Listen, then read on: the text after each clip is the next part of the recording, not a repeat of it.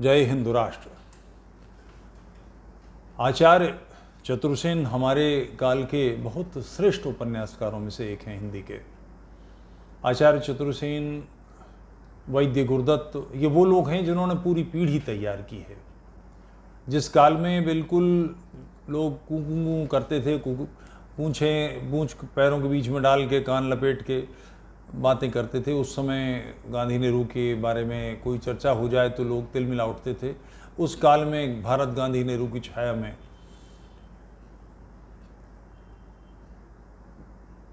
राष्ट्रवाद के प्रति बड़ा सजग काम जिन दो लोगों ने किया है वो वैद्य गुरुदत्त, उन पर किसी दिन अलग से बात करूंगा, बड़ा बड़ा तेजस्वी कार्य किया है। दूसरे आचार्य चतुर्सेन। आचार्य चतुर्सेन ने एक उपन्यास लिखा है वयम रक्षामः। ये रावण के बारे में है, किस प्रकार से क्या रहा और रावण की मानसिकता क्या थी, रक्ष संस्कृति क्या थी, उस पर एक बड़ा काम है। बहुत सुंदर उपन्यास है। उसको लिखने के बाद चतुर्सेन जी ने कहा था कि मैं चूक गया, रीत गया, मेरे बस का जो कुछ था सर्वोत्तम मैंने इसमें डाल दिया। बहुत बहुत उम्दा उपन्यास है। उसको पढ़कर ये समझा जा सकता है कि रक्ष संस्कृति क्या थी। वो बड़े तेजस्वी लोग थे, बड़े विद्वान लोग थे, योग्य लोग थे, सामान्य लोग नहीं थे। मैं आज जिन राक्षसों की बात कर रहा हूं उनसे तो इनकी कोई तुलना ही नहीं है। अपनी सांस्कृतिक रूप से अद्भुत लोग थे, मगर आग्रह ये था कि विश्व हमारे कहने में चले, जैसे हम विश्व को हाँकना चाहें उसको चलना चाहिए। आर्य भिन्न प्रकार की संस्कृति वाले थे। रक्ष संस्कृति मूलतः भोगवादी संस्कृति थी। आर्य संस्कृति भोग मगर तेन तक तेन भुंजी था, भोग पूर्वक त्याग, क्षमा करेंगे, त्याग पूर्वक भोग, ये कहने वाली मानसिकता। स्त्रियां पुरुषों को पूरे उसमें एक बात करते हैं शूर्पणखा से, जो उनकी बहन है रावण, और वो किसी के प्रेम में है तो वो कहते हैं कि तुझे प्रेम का कुछ पता नहीं, तो उसके साथ जा रही है, ठीक नहीं। मेरे दरबार के जो कुछ प्रमुख सेनापति हैं, बड़े लोग हैं, ये तरुण हैं, इनके साथ प्रेम व्यवहार बढ़ा और प्रेम को समझ उसके बाद तय करके किसके साथ विवाह करना है। कालकेयों कुमार के साथ वो चली गई। एक बड़ा तेजस्वी राजा था, उसकी जिम्मेदारी थी कि उसकी बहन को कोई उठा के ले जाए तो उसको बदला लेना है। उसने कालकेयों का संहार करा, पूरे क्लान को मार दिया। उनका जो अपनी बहन का जो मंगेतर था या पति था या प्रेमी था, उसको भी मार दिया। और उसके बाद फिर पश्चाताप में दंडकारण्य का साम्राज्य दिया, और पूरा ये जबलपुर के पास का क्षेत्र है, इतना अंदर भारत में घुसाए थे लोग। सांस्कृतिक एक स्कंधावार था, पूरी सैनिक छावनी थी। खरदूषण उसके सेनापति थे जो वहाँ पर रहते थे, जहाँ प्रभु राम ने संहार किया। तो कुल मिलाकर वैचारिक अंतर है कि आप किसी समूह की, समाज की मानसिकता को समझे बगैर उसको बराबरी नहीं दे सकते। दो पैर हम सबके हैं, दो हाथ सबके हैं, दो आंखें सबके हैं, यही खान पान थोड़ा अंतर होगा। वो मांस खाते हैं, गौ मांस खाते हैं, कुर्बानियाँ करते हैं, बलि देते हैं। हमारा खान पान उस प्रकार का नहीं, मगर हम लोगों में भी ऐसे लोग हैं जो बलि देते हैं या मांस खाते हैं। फिर भी मूलभूत अंतर है। अंतर यानी क्या? कि हम मानसिक रूप से अपने आप को एक श्रेष्ठता की ओर, तमसो मां ज्योतिर्गमय, अंधकार से मुझे प्रकाश की ओर ले जाओ। अंधकार की निश्चित परिभाषा है, प्रकाश की निश्चित परिभाषा है। प्रकाश को समझाने के लिए कुछ अलग से कोई कार्य करने की आवश्यकता नहीं है।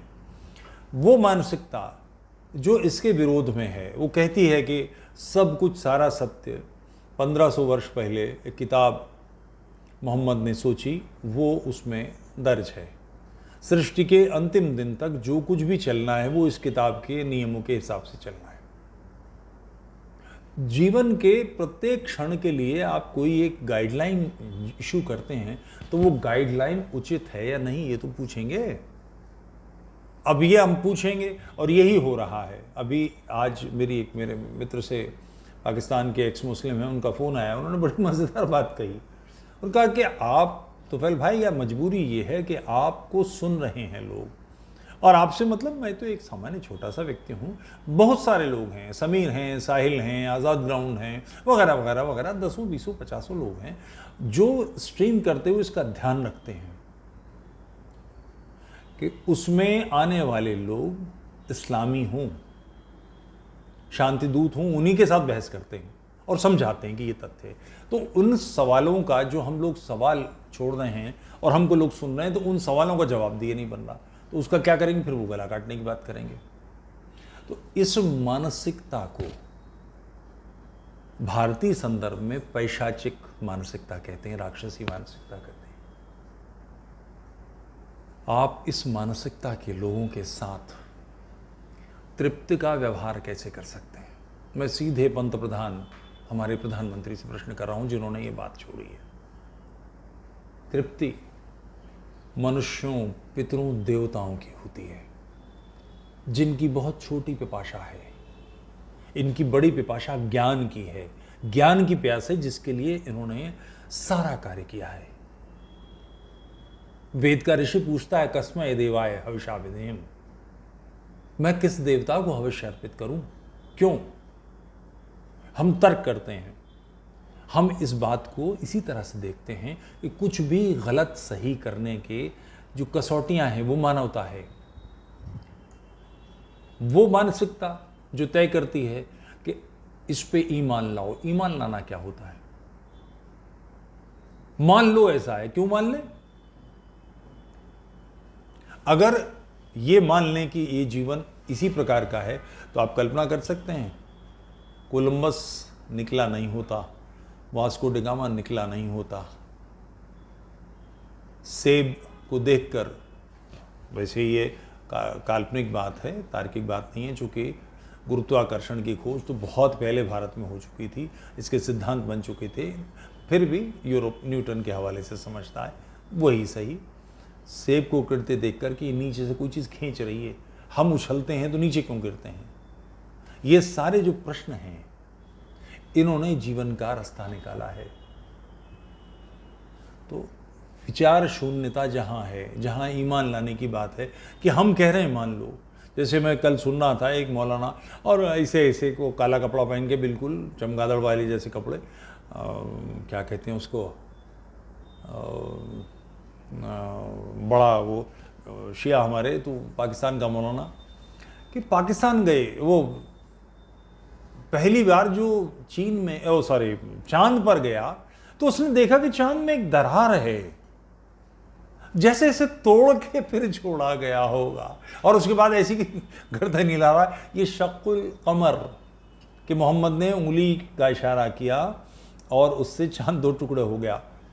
चलिए, मोहम्मद की बहुत ताकत थी, उसके इशारे पर चांद टुकड़े हो गया। उसके जंग में सहायता देने के लिए फरिश्ते आए। अल्लाह का महबूब है। जिस वक्त घूंसा मार के उसके 2 दांत तोड़ दिए काफिर एक सरदार ने, उस वक्त उसकी ताकत नहीं काम आई। ये मैं अपनी तरफ से नहीं कह रहा, पूछ लीजिए किसी से भी कि ये हुआ है कि नहीं। तो आप जो बात कह रहे हैं उसका सिर पैर तो हो। मैं ये मानता हूं कि ईश्वर ब्रह्म है, उसके अनंत स्वरूप हैं, अनंत कोटि ब्रह्मांड कहा गया है, और ये बात आज तय होती है। गैलेक्सी जिसमें 300 से 400 ट्रिलियन तारे हैं, मिलियन, बिलियन, ट्रिलियन, 300 से 400 एक गैलेक्सी में तारे हैं, और कितनी गैलेक्सी हैं? ट्रिलियन गैलेक्सीज हैं। यानी इस ब्रह्मांड का आकार नहीं नापा जा सकता, ये संभव नहीं है। मानवीय संवेदनाओं से, मानवीय इंद्रियों से, हमारी क्षमताओं से परे है। उसमें एक चिंतन आता है, वो ये कहता है कि सब इतना ब्रह्मांड जिसने ब्रह्म ने रचा, जिसका विस्तार है, उसने एक धरती छोटी सी टुइयां सी, इनकी तुलना में तो बहुत छोटी है, क्योंकि ऐसे बड़े ग्रह हैं जिसमें 1 लाख सूरज समा जाएं, इतने बड़े हैं। सूरज में कितनी पृथ्वी समा जाएंगी, तो समझ सकते हैं उसकी तुलना में टुइयां ही से आएगी। उस ग्रह पर उसने सारी सृष्टि काहे के लिए बनाई? अल्लाह ने इसलिए बनाई कि एक मोहम्मद को पैदा करना है और उसके सारे काम करने हैं। उसके मानने वालों को वो मुसलमान कहता है, जो तौहीद, रोज़ा, तौहीद, नमाज, रोज़ा, ज़कात और हज को मानते हैं। और इसके अलावा के लोग कौन हैं? ये सारे काफिर हैं, मुशरिक हैं, जो मार डाले जाने चाहिए। यानी अल्लाह मियाँ अपनी ही बनाई सृष्टि में, जिसे वो मखलूक कहते हैं, उनको मार डालने का, उनको ख़त्म कर देने का, उनको कत्ल कर देने का दर्शन लाता है। आप इस वर्ग की तृप्ति की बात कर रहे हैं। माननीय पंत प्रधान, ये बहुत गंभीर विषय है। इस तरह की अक्लमंदी आपसे पिछले प्रधानमंत्री ने की थी कि भारत के संसाधनों पर पहला हक अल्पसंख्यकों का, यानी मुसलमानों का स्पष्ट किया उन्होंने। अल्पसंख्यक का मतलब पारसी नहीं, यहूदी नहीं, ईसाई नहीं, मुसलमानों का है। तरस गए हैं वो ये चिंतन लाने वाले लोग कि कहीं से कोई आशा की किरण आ जाए। घाट खड़ी कर दी राष्ट्र ने। बहुत बड़ी तादाद नहीं, फिर भी आपको 30, 35, 40% वोट देकर दूसरी बार प्रधानमंत्री बनाया है। आपकी धुंध हुई वजह है।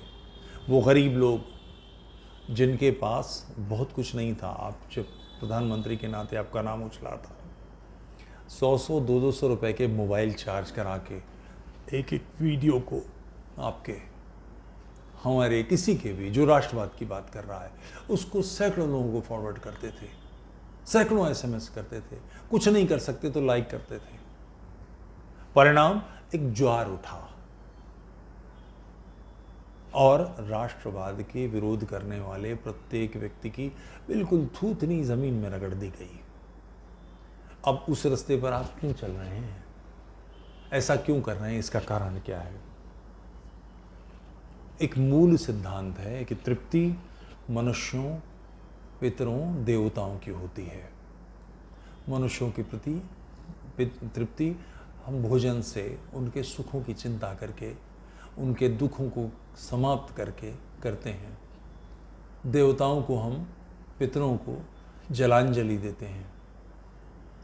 पैशाचिक चिंतन वालों को, राक्षसी वृत्ति वालों की तृप्ति कैसे होगी? इनको तो ठीक किया जाना लक्ष्य होना चाहिए। इनकी शुद्धि लक्ष्य है, या फिर इनका संहार।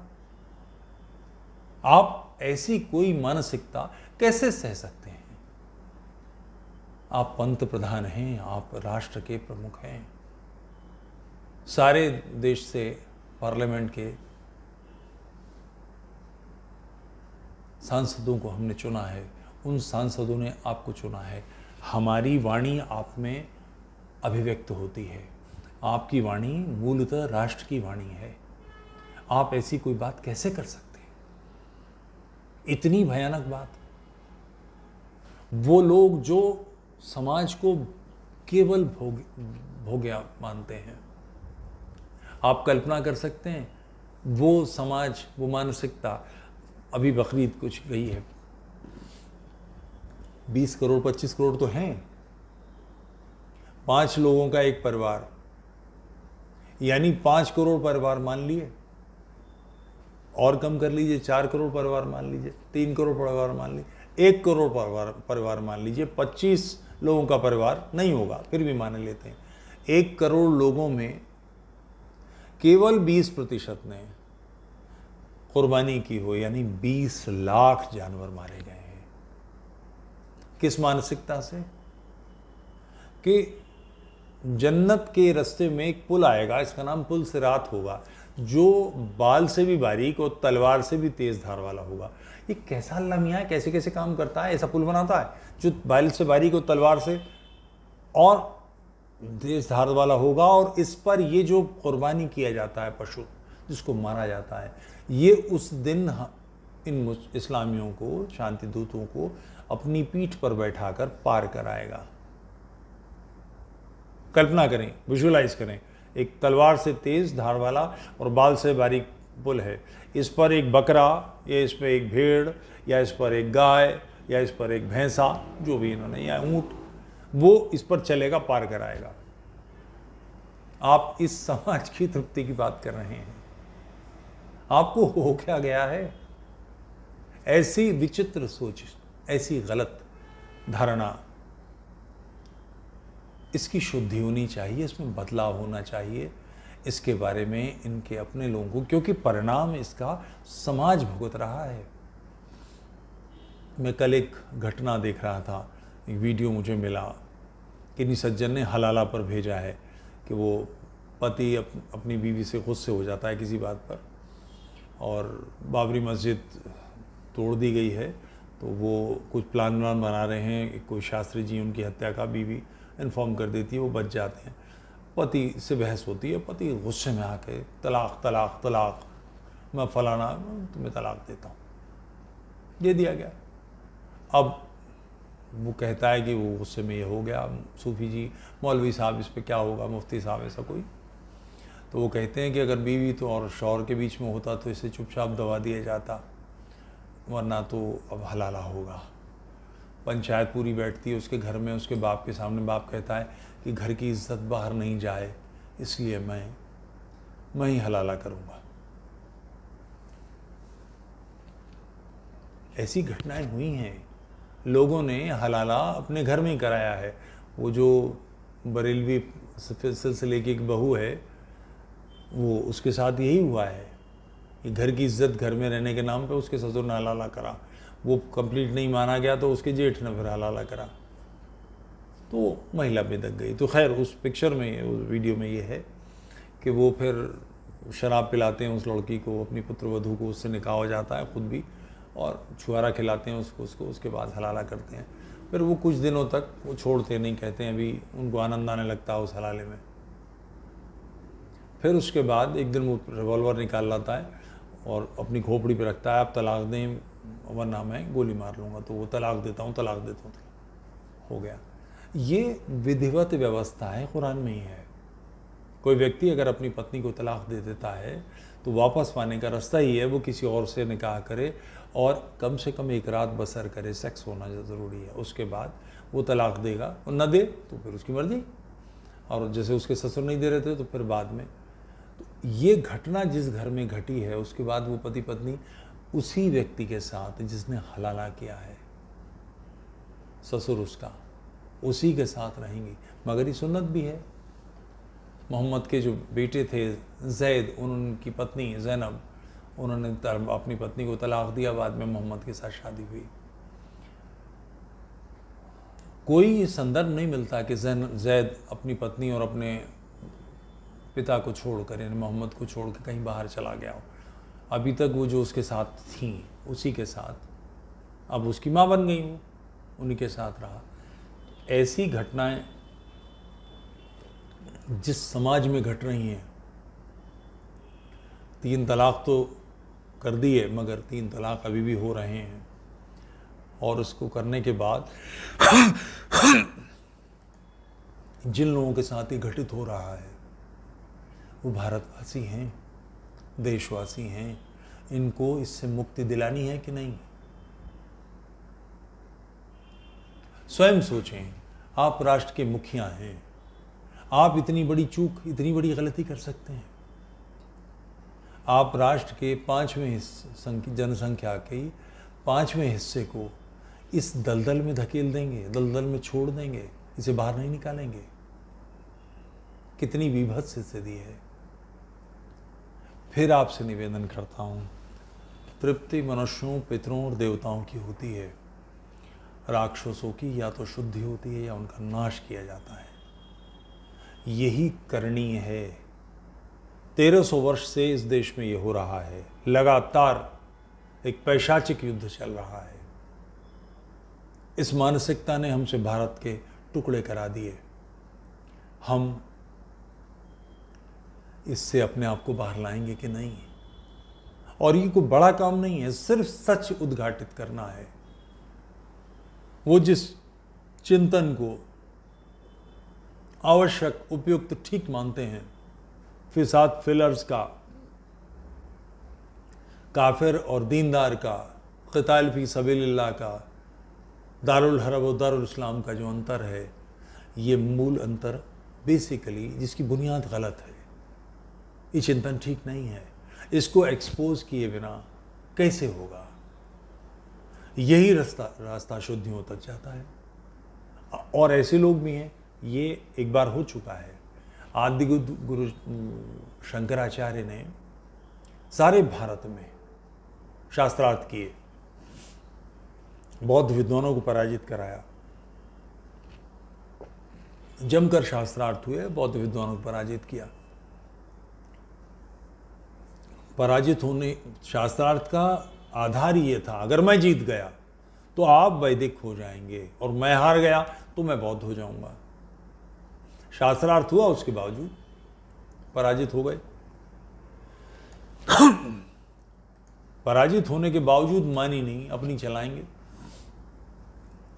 जो उनसे जिस स्तर पर बड़े बड़े विद्वान हारे हैं, उनका प्रश्न था कि भगवान बुद्ध का मोक्ष हुआ कि नहीं। प्रश्न ये नहीं, अभी अधूरा है। अगर मोक्ष हो गया तो आप जो भगवान बुद्ध की उपासना करते हैं वो उन तक पहुंचेगी कैसे? और नहीं हुआ तो जो स्वयं पार नहीं गया वो आपको कैसे ले जाएगा? चारों खानी चित्त लोग इस पर ऐसे प्रश्नों पर गिरते थे। मगर फिर भी बौद्ध मत नहीं छोड़ेंगे, रहेंगे वहीं। तो उनके लिए अखाड़े बनाए, दशनाम जो है ना, 10 अखाड़े, निरंजनी, जूना, आनंद इत्यादि, ये सब जो अखाड़े हैं वो इसीलिए बनाए कि नहीं मानोगे तो उल्टा टांगेंगे, नीचे से धूनी देंगे मिर्च की। राष्ट्र को असुरक्षित नहीं छोड़ा जा सकता। 712 में जो युद्ध हुआ था, मोहम्मद बिन कासिम का हमला हुआ था, उसमें महाराज दाहिर का पराभव इसीलिए हुआ, पराजित इसीलिए हुए कि वहाँ के जो बौद्ध नेता थे वो मोहम्मद बिन कासिम के साथ मिल गए थे। तो ऐसी प्रत्येक मानसिकता, उसको पराजित करना और उस मानसिकता के साथ शुद्धि जुड़ी हुई है, और ऐसा न करने वालों को दंडित करना यह अनिवार्य कार्य है। बहुत गंभीर, बहुत विचारणीय मामला है। आप एक तरफा कोई भी कमजोर बात करेंगे तो उसका परिणाम राष्ट्र भुगतेगा। तो ये बेसिक सूत्र है कि तृप्ति